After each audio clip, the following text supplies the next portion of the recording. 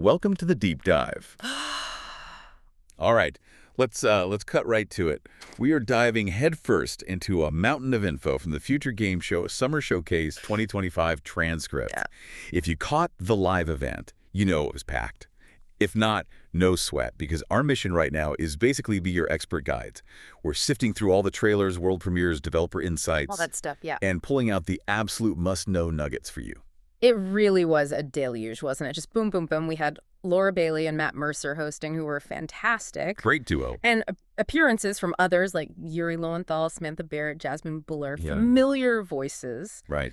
And the show itself, I mean, it touched on pretty much everything. Huge RPGs, really niche sims, some genuinely unnerving horror. Absolutely. So let's unpack this source material, see what jumps out. Yeah. They kick things off not just with any game, but a big world premiere, something grounded in a known universe. That's right, yeah. Leading with the Expanse, Osiris Reborn, an action RPG, and it's built on Unreal Engine 5, which is, visually quite potent, plunges you right into that sci-fi world from the TV series. So for fans of The Expanse, that's immediately going to grab their attention. Oh, for sure. And then they followed that almost immediately by completely shifting gears. They showed echoes of the end. Mm-hmm. More fantasy, this one. Looks like a narrative-focused adventure, and they said it's aiming for release later this year. So quite a genre hop right at the start there. They kept that rapid pace going, too. Next up was a psychological horror premiere, Whispers in the Fog. Ah, the isolated cabin setting. Classic. Exactly. But what's interesting here, maybe, is that it's from a solo developer. Oh, really? Yeah, which kind of shows the range, From these big IP adaptations to really personal, focused projects. That's a great point about scale. Yeah. And speaking of bigger scale, then came the Seven Deadly Sins. Origin. Right. The anime tie-in. Big open-world action RPG based on that series? Popular series, yeah. And it's coming relatively soon, PC and PS5. That's what they said. Pre-registration is open now, apparently.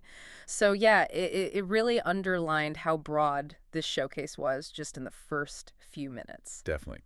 Beyond those early single-player games, they did touch on the live service space, too. There was a significant update for the finals, right? Yes, Season 7 for that free-to-play shooter. Ah, the finals. Yeah, the one with all the, destructible environments, team chaos. Split-second decisions, yeah. High energy. Season 7 actually launched pretty recently, June 12th, and they had a Twitch drop reward thing going, too. Right, little bonus for viewers during the show. Nice touch for the existing players. And then pivoting dramatically again. Hurdling. Hurdling, yes. The Shepherd Simulator. Not just any sim, though. They used the word soulful and mentioned adorable calicorns. They did. It sounds utterly charming. Launching later this year, and there's a demo out now. It's just, it perfectly captures that unique indie flavor you get at these shows. Completely different. Adorable calicorns is definitely a phrase that sticks with you. Okay, moving from charming to potentially unsettling. Sleepaway caught my ear. First-person psychedelic thriller.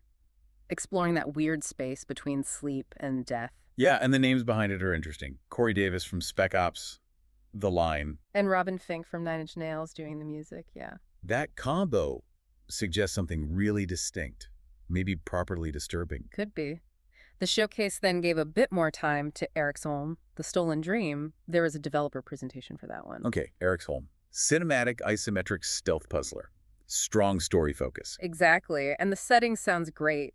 Fantasy 1900s Scandinavia. What struck me from the dev talk was that mechanic of switching between 3 different characters. Yeah, combining their unique abilities to solve things, they really emphasized how cinematic it feels, like a movie, which is impressive coming from a small team, only 16 people. Wow. And it's out pretty soon. July 15th. Yeah. PC, Xbox, PS5. Looks like a really promising blend of stealth, story, and puzzles. Okay. Shifting to games you could play, like right away. The Explorator got a mention. Right, the cel-shaded shooter. Visually kind of reminds you of Stalker, maybe. A bit, yeah. And the key thing was it launched into early access immediately after the show. Instant gratification. And for Metroidvania fans, exploration, new abilities, opening the map. Always popular. They revealed Constance. This one sounds cool. Using a magic paintbrush to escape a decaying inner world. Yeah, really striking concept. It's coming to PC November 24th, but like a few others, there's a demo available right now. Visually, it looked very distinct. Good stuff. Okay, the showcase then moved into its first curated ones-to-watch segment, giving a bit more focus.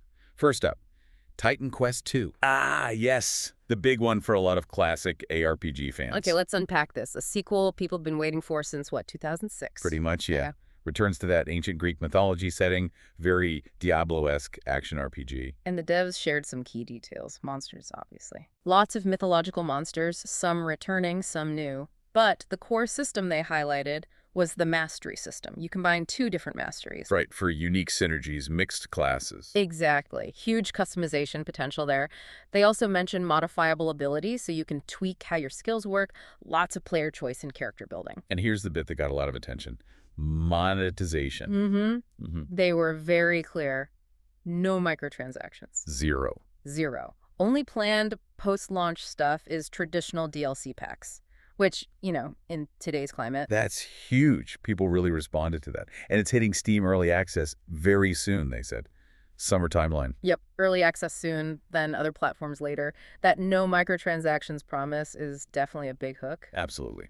Okay, moving back to guest stars. Yuri Lowenthal popped up. He did introduce Call of the Elder Gods. The voice of Spider-Man himself. So, Lovecraftian narrative puzzle adventure. Cosmic horror, mystery. Sounds like it. And Lowenthal isn't just introducing it, he's starring in it. Oh, cool. Coming soon to PC and consoles. They then pivoted to a different kind of strategy with Veil of the Witch. Turn-based tactical RPG, but with a roguelite twist. Okay, tactical roguelite. Sounds intense. They described it as hardcore tactics. Small party, tight maps. Yeah, focus on speed, brutality, tough enemies, abilities on cooldowns, you level up in battle, branching structure. It's quite demanding. Seems like it's actually in Steam Early Access now if you want to jump in. Consoles coming soon too. And then we got maybe the most conceptually unique game of the whole show. The Bureau of Fantastical and Arcane Affairs. Yes.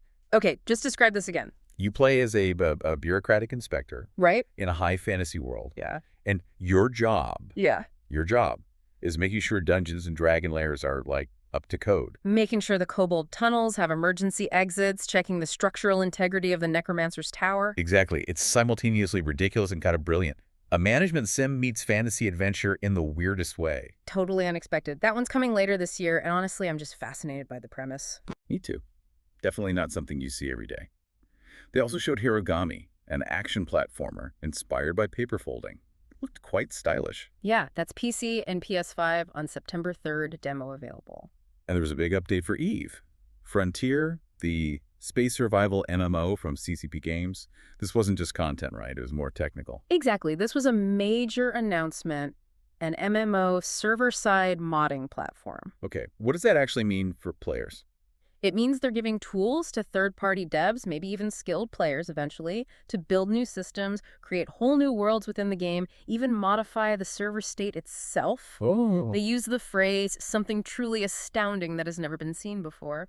Building on EVE Online's history of emergent gameplay, this could allow for player-driven creation on a scale we haven't really seen in a persistent MMO. That's ambitious. Allowing external devs that level of access is a huge leap.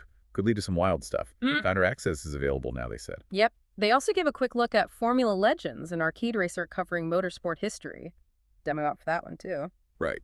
After that, we hit the ones to play segment. This was the montage specifically highlighting games with demos available right now. Smart move. Let people jump straight in if something catches their eye. And it packed in a lot. There's Catastrophe. The alien abducted kitty roguelike. With a star cursor sidekick and moddable abilities. Oh. Sounds delightfully bizarre. Then Phase Zero, for the retro survival horror fans. Fixed cameras, pre-rendered backgrounds. Very PS1, PS2 vibe. Solving puzzles during an illness outbreak. Yep.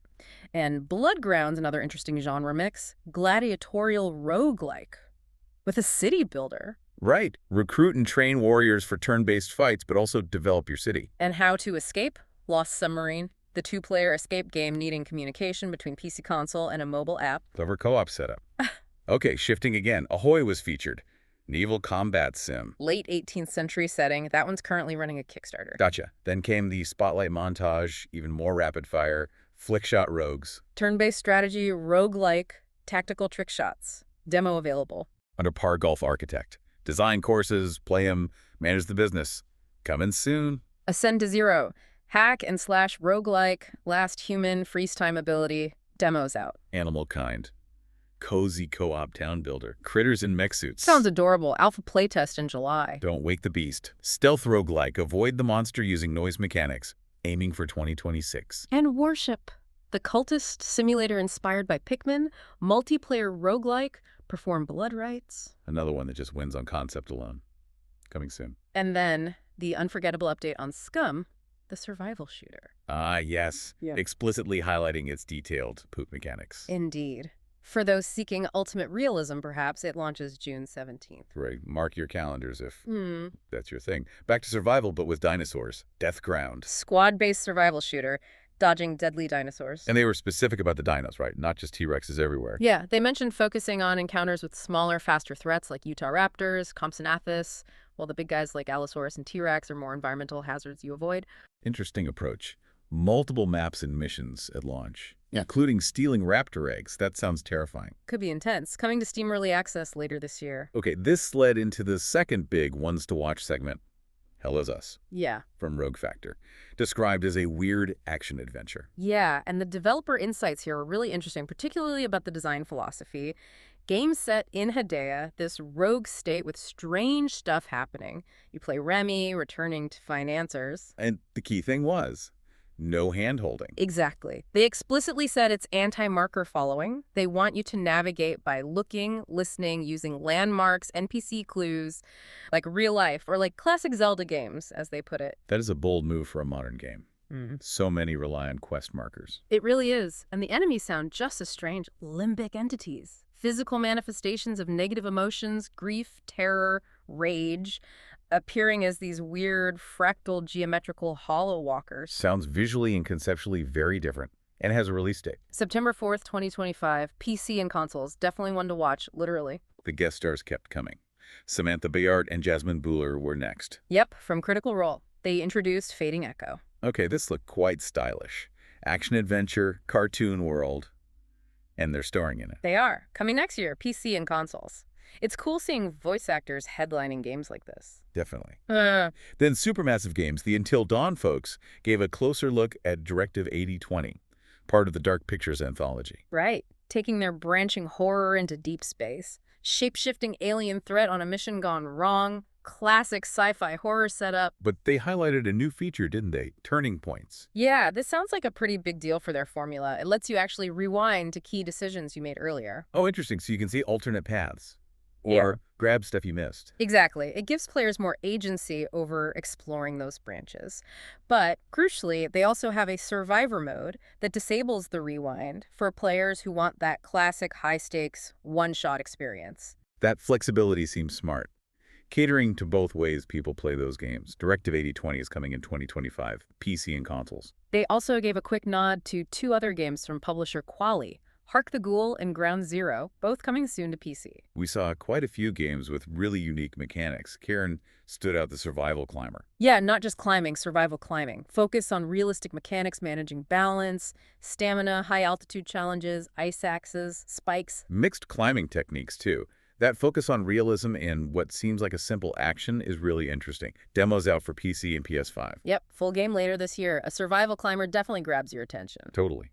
We also saw a Gila co-op adventure, where you play as mice. Brave Little Mice, coming soon, PC consoles. And Ludo, psychological thriller, trapped in your own home. So PC consoles soon. VR got a nod with Reach, an ambitious action-adventure for PSVR, Steam, and MetaQuest in 2025. And then, well, we have to mention the duck. We absolutely do. Duck Detective, the ghost of glamping. Everybody's favorite depressed, recently divorced duck detective solving a no-murder mystery. Maybe a missing sandwich with a crocodile partner. It sounds exactly as quirky and wonderful as that description, and it's actually already out now on PC and consoles. You gotta love the range. From Yeah. deep space horror to that. We also saw Ratatan. The rhythm roguelike from the creators of Patapon. That pedigree alone is exciting. Hitting Steam Early Access July 25th. Demo available. For classic mystery fans, Agatha Christie.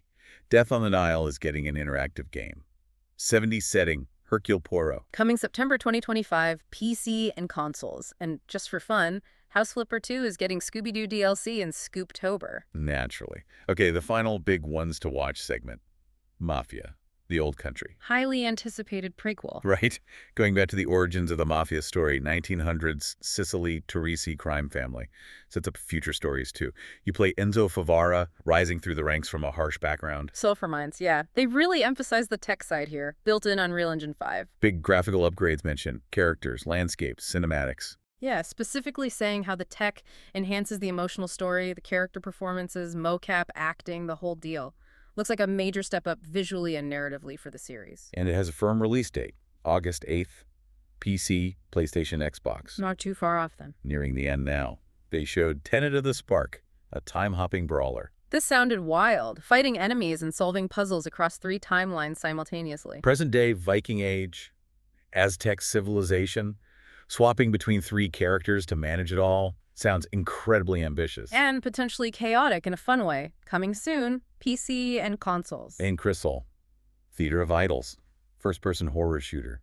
Inspirations like BioShock, Resident Evil. Fighting creepy statues on an island and using blood as ammo. Yeah, that detail definitely sticks out. Coming later this year, PC and consoles. The showcase then wrapped with one final world premiere, Ritual Tides. Described as a terrifying odyssey, Lovecraftian terrors again. So, more cosmic horror, unsettling atmosphere. Coming soon to PC with a full gameplay reveal planned for August. So, no. Taking a breath after all that, it's clear the Future Games Show Summer Showcase 2025 just unloaded a staggering amount of games. Absolutely. We covered everything from huge franchises like The Expanse and Mafia to sequels fans waited ages for like Titan Quest 2 to just incredibly unique ideas, that bureaucratic fantasy inspector. The Survival Climber. The rhythm roguelike from the Patapon guys. Horror games pushing narrative boundaries like Directive 8020's Turning Points. This deep dive really tried to cut through that sheer volume, pull out those cue details, those unique hooks for you from the source material. And remember, if any of these specifically caught your ear, you can dig deeper. Check the Future Games Show Steam page, GamesRadar.com has coverage, and the FGS YouTube channel has the trailers. So stepping back and looking at this huge variety. Yeah. What does it all suggest? We saw tiny indie teams and huge studios, games obsessed with realism like Cairn, and games embracing total absurdity like Duck Detective or, well, Scum's Mechanics. Technically ambitious stuff like Eve, Frontiers modding, or Tenet of the Spark's timelines. Given this landscape, this breadth of creativity and tech, what surprising directions do you think gaming might head in the next year? What haven't we even thought of yet? It really feels like developers are getting more willing to take risks on concepts, you know? Finding those unique niches, pushing mechanics, whether it's a solo dev or a big studio. The appetite for genuinely different experiences seems stronger than ever. Definitely some food for thought there as you look ahead to what's coming next.